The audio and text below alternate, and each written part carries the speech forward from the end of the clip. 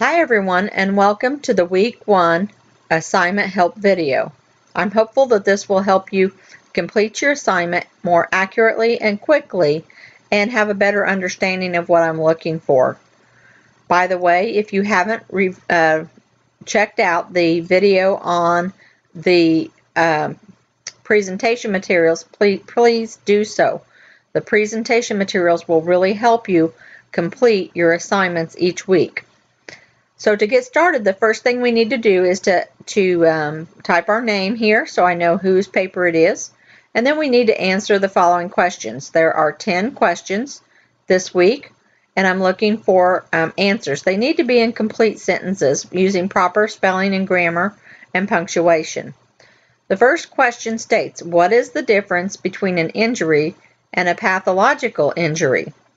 So here's two things. You need to describe the differences between these two types of injuries. Just an injury and then one that's a pathological injury. The next one is to define a syndrome and give an example. So pick a syndrome and define it and then give an example. The next one is to explain the difference between a benign and malignant tumor. What does benign mean? What does malignant mean? And what is the differences between those? Question 4 states to name the 3 sites of a malignancy. So how do we answer that? The 3 sites of malignancy are X, Y, and Z. Question 5, explain how the condition of GERD can lead to esophageal cancer. What does GERD mean? You'll need to make sure you understand that before you answer this question. Then you're going to explain how that condition can lead to esophageal cancer. Question 6 asks you to name 3 types of hepatitis and describe the etiologies for each. This is a 2-part question.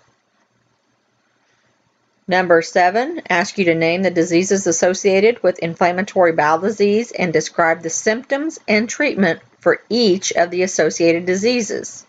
So there may be 1, 2, or more that are associated with inflammatory bowel disease. You need to name each one and then describe the symptoms and treatment for each of these diseases.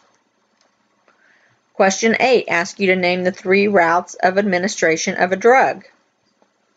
Number 9 asks you to name the 2 references for pharmaceutical drugs. And 10 asks you to explain the differences between addictive action and synergism. So for each one of these, again, make sure you're answering in complete sentences. If you have any questions, please don't hesitate to reach out to me. I'm happy to help.